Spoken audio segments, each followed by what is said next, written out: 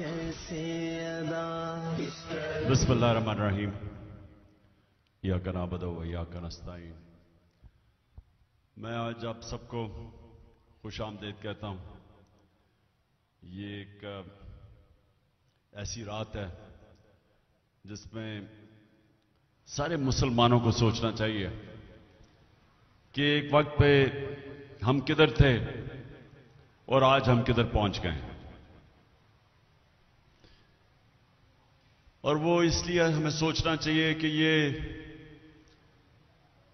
ہمارا ایمان ہے کہ ان دنوں میں اس رات کو اللہ نے ہمارے اوپر اتنی نعمت کی کہ اپنی کتاب ہمارے اوپر نازل کی۔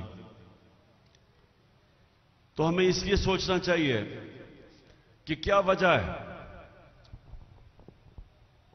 کہ اس کتاب نے اور جو گواہ تھا اس کتاب کا ہمارے نبی صلی اللہ علیہ وسلم، انہوں نے اس کتاب اور اس کے پیغام سے دنیا کی تاریخ کا سب سے بڑا انقلاب لے کے آئے۔ یہ اگر آپ تاریخ کے، میں تو کوئی دینی عالم نہیں ہوں، اسلام کا میں اپنے آپ کو عالم نہیں سمجھتا، لیکن میں ایک تاریخ کا اپنے آپ کو طالب علم سمجھتا ہوں۔ تاریخ میں نے پڑھی ہوئی، تو میں نے ابھی تک کہیں بھی کسی وقت کسی تاریخ کے اندر کسی دور میں اس طرح کا انقلاب نہیں دیکھا جو کہ میرے نبی صلی اللہ علیہ وسلم مدینہ میں لے کے آئے۔ کوئی اس کا مثال نہیں ہے۔ آپ اگر دین سے ہٹ کے صرف ایز اے ہسٹورین، تاریخ کا طالب علم اگر آپ صرف سٹڈی کریں تو یہ آپ کو کبھی بھی لاجک سے یہ آپ سمجھ ہی نہیں سکتے کہ وہ ہوا کیا ہے۔ پھر سے میں کہتا ہوں، اس کی تاریخ میں کوئی مثال نہیں ہے، کیونکہ ایسا ہوا ہی نہیں کبھی۔ تو وہ جو چینج آیا تھا انسانوں میں، میں لوگوں کو یہ بھی بتاتا ہوں، یہ لوگ ہم جب بچپن میں پڑھتے تھے اپنی تاریخ تو ہمیں ایسے لگتا تھا کہ وہاں بڑی جنگیں ہوئیں اور بڑی پتہ نہیں کتنے لوگ شہید ہوئے اور دوسری طرف کتنے لوگ مارے گئے، اور پھر ایک تبدیلی آئی تھی۔ آپ سب کو حیرت ہوگی یہ سوچ کے کہ 622 اور 632 کے درمیان 10 سالوں میں، ان 10 سالوں میں جو ٹوٹل لوگ جنگوں میں مرے تھے دونوں طرف، وہ 12 یا 1300 تھے۔ 10 سال میں 12 یا 1300 لوگ مرے تھے، اور سارا عرب 10 سال کے بعد نبی صلی اللہ علیہ وسلم کے نیچے، اسلام کے نیچے آ گیا تھا۔ 1 لاکھ سے کلومیٹر، اسکوائر کلومیٹر زمین سب ان کے نیچے آ گئی تھی۔ تو یہ سمجھنے کی بات ہے کہ یہ کوئی تلوار کے زور سے دین نہیں پھیلا تھا۔ یہ جو تبدیلی آئی تھی کہ 10 سالوں میں وہ سارا عرب بھی ان کے نیچے آ گیا، اور خون بھی نہیں بہا، جس طرح جب منگولین نے، انہوں نے بھی فتح کی تھی ایک دفعہ دنیا، لیکن کروڑوں لوگوں کی جانیں لی انہوں نے اور خون کے دریا بہے۔ لیکن اس باری تو جس طرح میں نے کہا 12 سے 1300 ٹوٹل کیجولٹیز تھی، تو اصل میں ذہنی طور پہ فکری انقلاب تھا۔ انسان بدل گئے تھے۔ قرآن کی جو آیت ہے کہ میں کبھی کسی قوم کی حالت نہیں بدلتا جب تک وہ قوم خود اپنی حالت بدلنے کی کوشش نہ کرے۔ تو انسانوں نے اپنے آپ کو بدلا تھا، اور وہ پیغام تھا قرآن کے اندر، اور وہ نبی صلی اللہ علیہ وسلم وہ چلتے پھرتے قرآن تھے، اس لیے اللہ کا حکم تھا ان کی اس سنت پہ چلو، ان کی شریعہ پہ چلو۔ تو اس پیغام نے انسانوں کو بدل دیا، اور ان انسانوں نے دنیا کی امامت کی۔ یعنی یہ اگر آپ دیکھ لیں کہ 625 جنگ بدر اور 11 سال کے بعد یارمک کی جنگ، جدھر رومن ایمپائر یارمک میں ہارتا مسلمانوں سے، اور اس کے اگلے سال دوسرا سپر پاور پرشین ایمپائر وہ ان کے سامنے گھٹنے ٹیکتا ہے. 11 اور 12 سالوں جنگ بدر کے بعد 313 لڑنے والے, یہ کوئی سمجھا دے کہ یہ ہوا کیا. 11 اور 12 سالوں کے بعد دنیا کی 2 سپر پاورز ان کے سامنے گھٹنے ٹیک دیتی ہیں. تو وہ کیا چینج آئی تھی؟ مجھے افسوس سے کہنا پڑتا ہے, میں نے یہ کبھی, میں اتنے چھوٹا سا تھا جب میرے والد مجھے لے جاتے تھے جمعہ کے خطبے پہ, میں نے کبھی کسی کو یہ بتاتے نہیں سنا کہ یہ کیا ہوا تھا.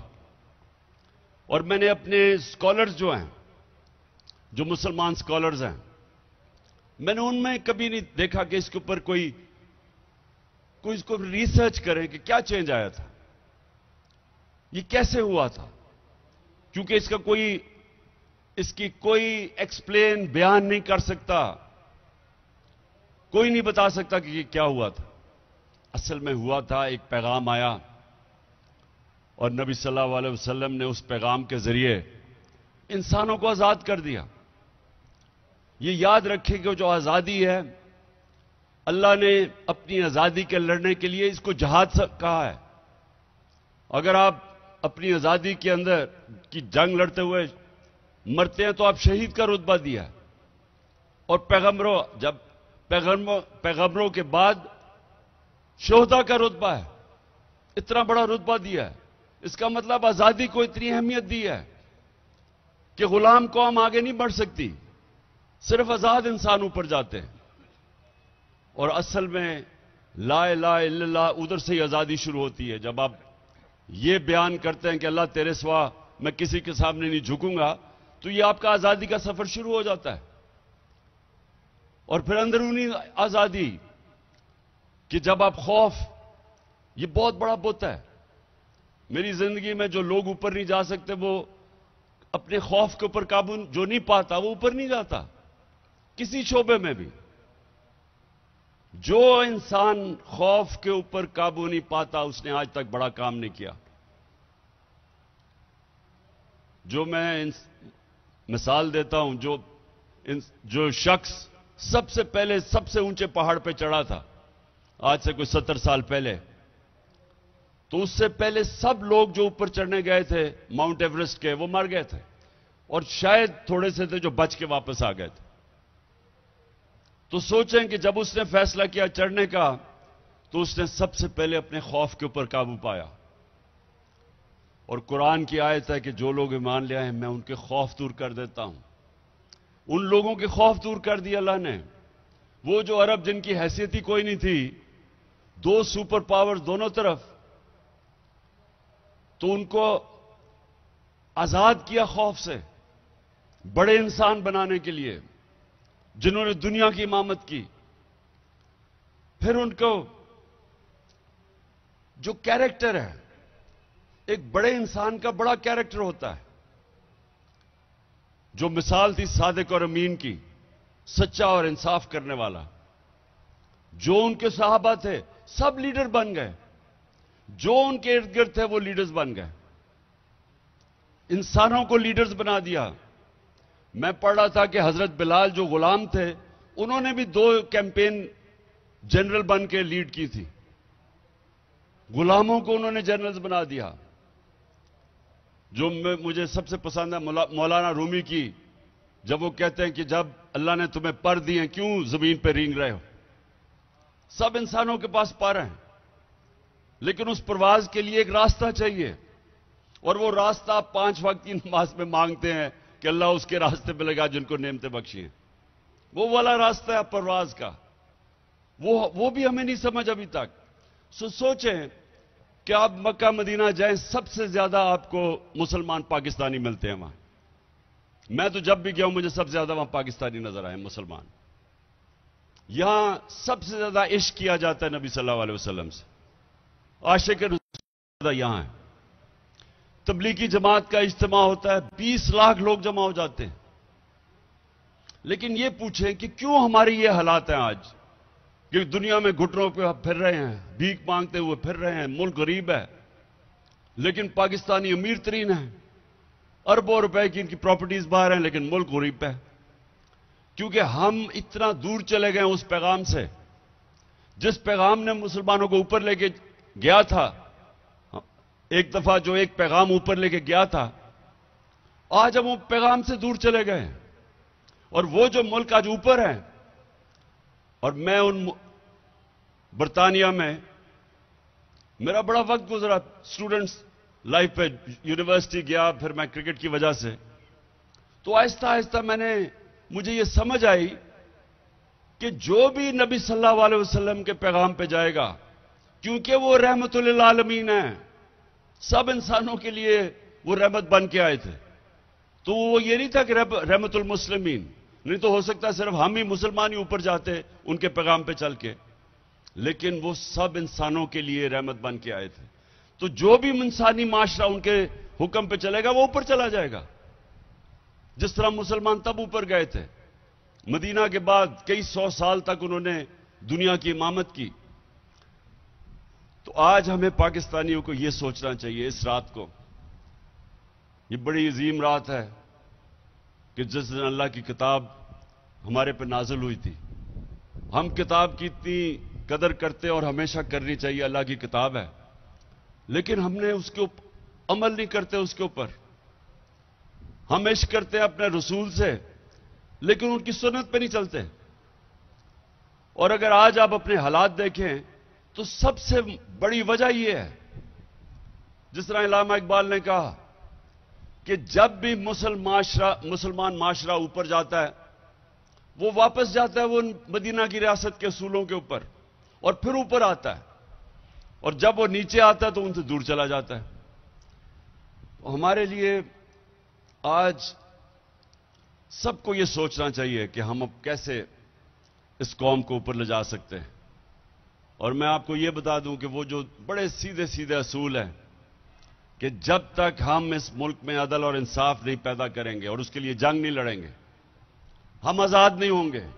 اور جب تک ہم آزاد نہیں، ہم اوپر نہیں جا سکتے، ہماری پرواز اوپر نہیں جائے گی.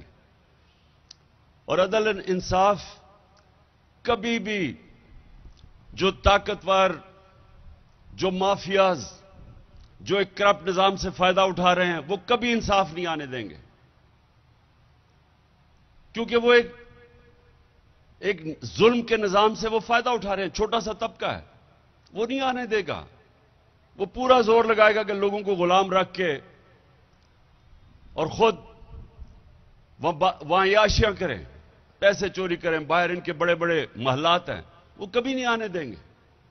اور یہ یاد رکھیں، آزادی اس لیے تو اللہ نے اتنا بڑا جو اپنی آزادی کے لیے لڑتا ہے یا غازی یا شہید کا رتبہ دیا ہے، کیونکہ غلام ہی بن سکتے ہیں.